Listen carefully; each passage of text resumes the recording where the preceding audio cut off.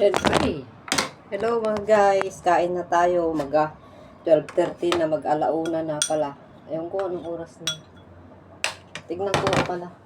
Anong oras na pala. Wala, puro. Lagi na lang nalalaglag guys. Oh, 12:43. Nag-message sa akin yung magpapa-order siya sa Tabaw. Tabaw, yung kaibigan ko sa Tagalaon yun, yung si Jam. Pop up siya. Ulam natin ay yung sobra na binigay ni Sis Marlene sa church. Yung mga sobra. Pag maraming mga sabaw-sabaw doon. Yun, binibigay sa amin ng kaibigan ko. Binibigyan kami ng friend ko. Pag naantay ko kasi si Gidalin, yung taga-piano din, isang taga-piano pero dalawa sila nagka-piano. Naantay ko, practice sila ng practice. Yun. Wala naman yung amo niya, kaya hindi siya nagmamadali. Akin, hindi naman ako nagmamadali, wala namang amo ko. Kaso lang, nagmamadali lang yun pag yung bus kasi hanggang alas 7. Papasok na sa kanila sa mid-level sa central. Nagmamadali. Yun, pag tapos na lahat, umaaga kami nakakain. Pag wala nang kakain, siyempre, ayos na ayaw na lang iuwi yung mga sobra-sobra kung sino yung nagdala. Namimigay. Yung ulam ko, sardinas na may upo. Sarap guys. Tapos na ako kumain. Nagkuha pa ako doon ng hinigop-higop ko kasi hindi na kami nagsasabaw dito pa siya sa bahay. Namiss ko din ng sabaw. Saka yung upo na may sardinas. Ayan to. Tapos sinabayan ko lang ng kulay green na dahon yung galing sa sinalad ko na iniwa-hiwa ko yung sa kanila itong gulay na ito, yung dahon. Kasi imbes na itapon ko, hiniwa-hiwa ko na lang ng maliliit. Tapos habang kumukulo siya, pinainit ko galing sa ref. Nakaplastic yan. Yun. Baldag sa ko. Alam nyo guys, parang nare-realize ko na kailangan natin ng gulay, ng mga dahon-dahon. Kasi kaya nahilo ako kasi hindi ako kumakain ng gulay mula nung umalis sila amo. Kasi pag dito sila, puro kami gulay. Tapos napupuyat pa ako. Tapos wala akong gulay-gulay. Kinakain ko lang pansit canton, itlog, saka kanin. Kaya yun, nahilo ako. Kaya ngayon, sabi ng kaibigan ko, yung best friend ko, kailangan kumain ng gulay. Natuto din siya kumain ng gulay, mula nakasakit siya.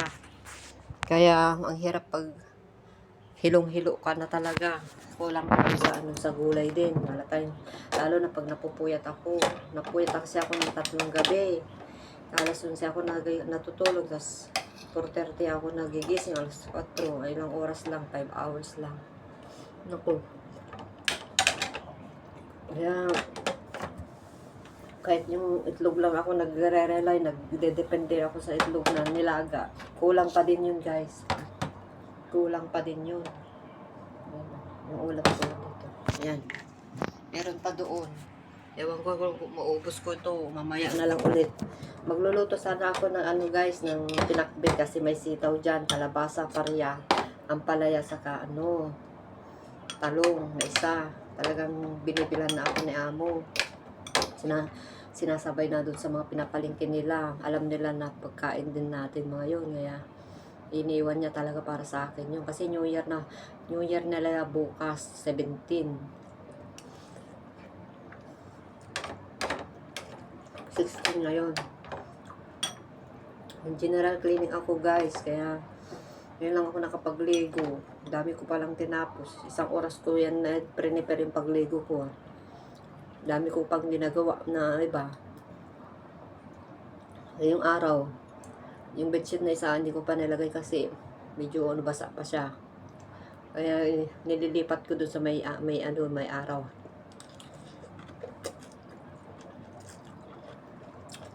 Medyo manghang kanina. Mainit-init pa. Wala lang, din na siya mainit. Ang sarap pa na mainit. Painit ko siya ulit. Nagsaing ako ng kanin ko. Ewan ko hanggang bukas na siguro yung kanin ko guys.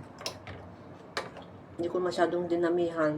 Gawin ko sa 3 araw na pagkain kanin ko.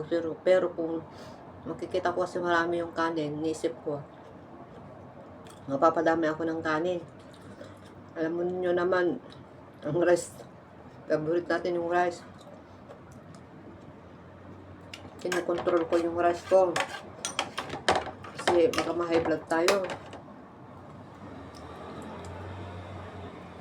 Inisip ko dito, mag-isa lang ako. Walang magtutulong.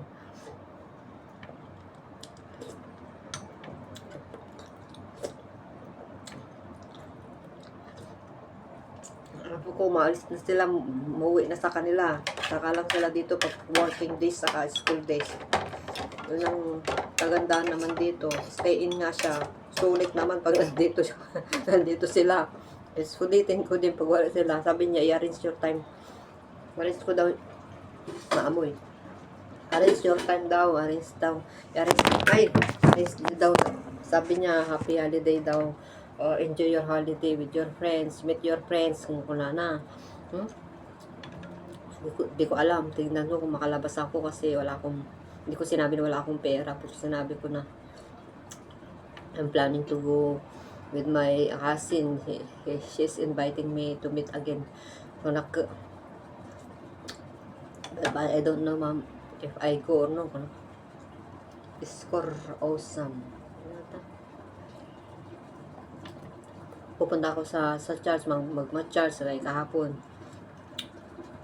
Sabi ko sa kanya, hindi ko alam kung saan ako pupunta. Wala pa akong kasi nga nagtitipid tayo guys, pamasahe. Tapos may makita ka dyan sa labas, mapapabili ka. Papabili na yung Taobao, yung apps, parang Shopee. Yung kaibigan ko. Hala, kumukulo na guys. Sardinas. Kulang yung kanin. Wala, mainit-init na. Dagdagan natin. Ang daming sabaw dito pero masarap kahapon. Yung schedule din yata, no? Ewan ko paano yung sa kanya, parang munggo. Pero sabi niya maghati daw kami. Wala nga kami plastic. Tapos sabi ko sa kanya na lang, sabi ko. Kaya yun to yung binigay ni Sister Marlene. Salamat. Ang bait-bait nyo. Naalala nyo pa rin kami bigyan ng ulam. Kasi nga, alam nyo naman ang sitwasyon namin dito. Tipid sa pagkain. Kamahal ng mga bilihin. Kapon ang binili ko lang yung malagkit, kaya yung ginawa ko, bake ko kanina. Yun ang pinangmagahan ko, tapos yung champurado na may chocolate. Kuha tayo ng kanin guys. Ang sarap kumain pag sardinas to. Manabis ko tong sardinas sa kaupo tingnan nyo naman maaraw kanina, cloudy na naman.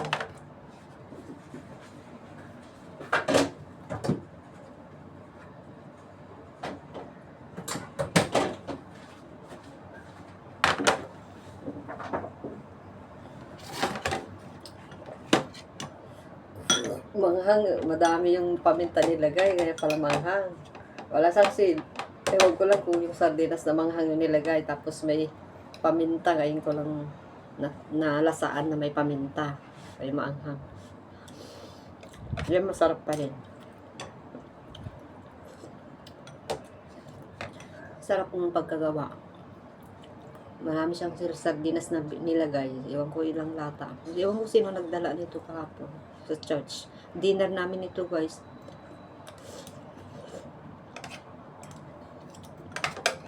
May nagdala ng maha blanca.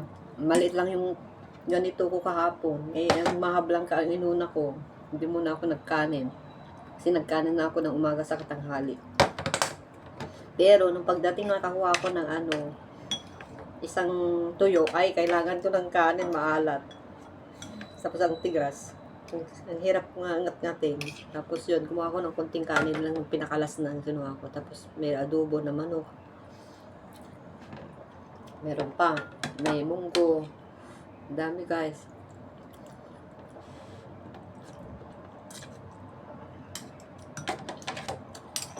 Pero tignan ko kung makapagluto ako ng isi-share ko din sa linggo. Wala, nabisi tayo kahapon eh. Kaya, walang oras magpalingki ng ulamin na dadalhin. Hindi kami makapunta sa guys.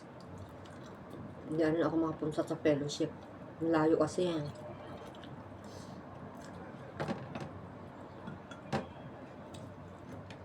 Layo. Saka sabi ni malapit lang pero malayo. Nakikita ko yan sa map sa train. Tapos, tipid pa tayo sa pamasahe guys. 3 araw ba naman na holiday namin dito. Diyos ko. Pero, surrender ka rin sa sa gastusin eh.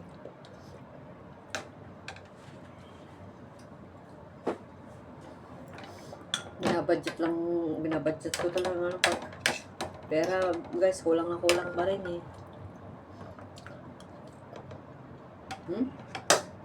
Maaraw na guys. Sakit sa mata.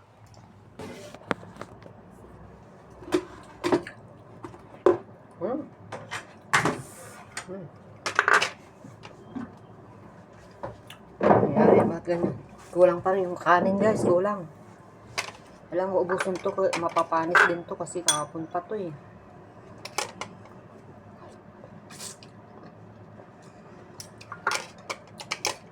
Masarap siya guys, lalo na pag mainit pa. Pinakuluan ko.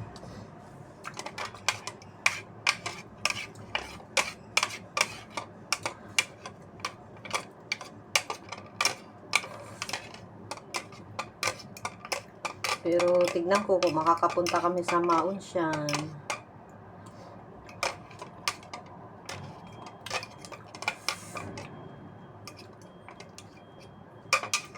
Sa Maunsian yun eh, malayo. Sa dulo. Sa dulo ng brown sa Hukay siya. Katabi ng Hukay siya yata.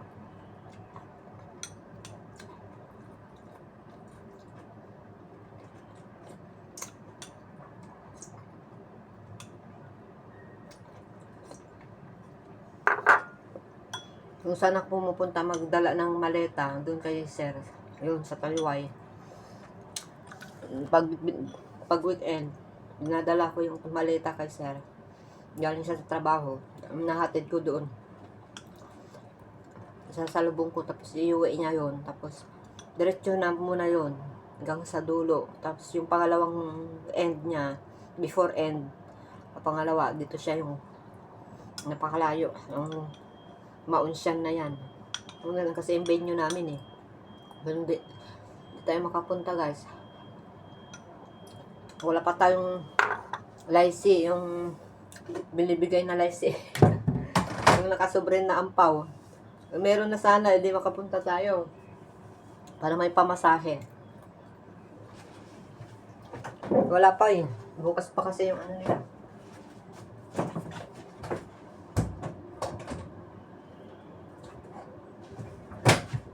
Wala guys. Muntik ko na makalahati yung sinaing ko. Ewan ko kung pang dinner ko pa yun. Hindi. Nakatakot ka na kasi kumain ng maraming kanin guys. Mahirapan tayo makanom. Tumaas yung sugar natin. Mga ganitong edad guys. 40 plus, 45. Naku ha. Dito ko lang napapansin na dami nang iniindang talaga yung sakit-sakit na yan. Mga edad na ganyan.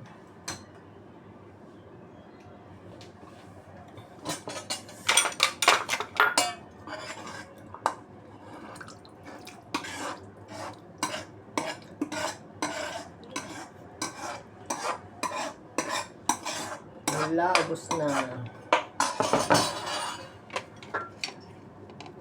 Parang ayaw kong ubusin. Parang may ko na mamaya.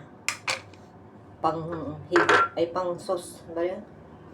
Para pag may ulam pa ako na iba, may may sabaw kasi ito eh. Na dried. Meron pa guys. Ayaw ko, busog na kasi ako guys. Dami ko nang nakain na kanin.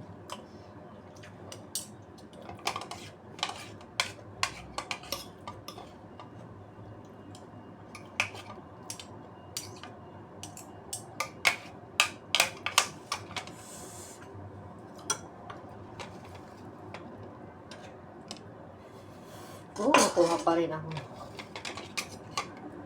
15 minutes na. Bye guys. Sunod ulit.